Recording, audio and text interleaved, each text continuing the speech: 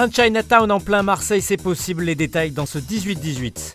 Les chiffres 2017 de la délinquance dans les Bouches-du-Rhône sont sortis, ils sont très contrastés. Le Tour de la Provence 2017 commence demain. La présidente du conseil départemental, Martine Vassal, a reconnu une partie du parcours. Et si Marseille optait pour un Chinatown? C'est le projet de Sabine Bernasconi, maire des 1er et 7e arrondissements de la ville. Situé au cœur de Belzins, entre la place de la Providence et la place des Feignants, c'est dans ce quartier de grossistes chinois que le projet est lancé.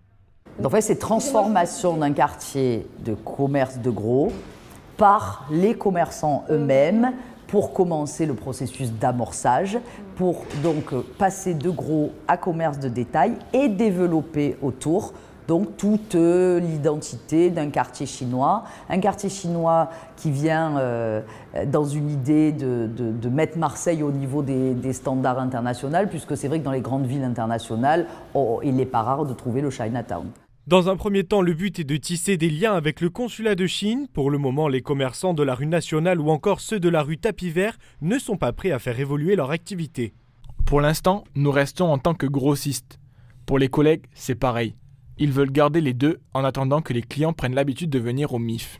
Indique Monsieur Chen à la tête de l'association des commerçants chinois de Marseille dans les colonnes de la Provence. Le projet devrait aboutir dans les 2 ans et verrait s'installer en son cœur une maison de la culture chinoise ainsi qu'une décoration bien marquée.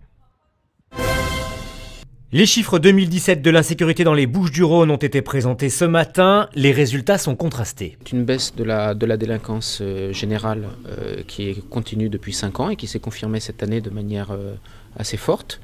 Il y a quelques points de vigilance qui sont d'ailleurs des points de vigilance que l'on retrouve au niveau national, notamment sur les violences non crapuleuses et sur les agressions et violences sexuelles. Donc ce sont des 2 éléments sur lesquels il faut que l'on travaille et que l'on améliore les choses, peut-être d'ailleurs aussi en contribuant à améliorer l'accueil des victimes et à inciter plus les victimes à venir porter plainte. De plus en plus souvent, c'est que le règlement des conflits, que ce soit des conflits de voisinage ou des conflits, je dirais, d'usage de l'espace public, le plus souvent, se résolvent de plus en plus par un recours à la violence.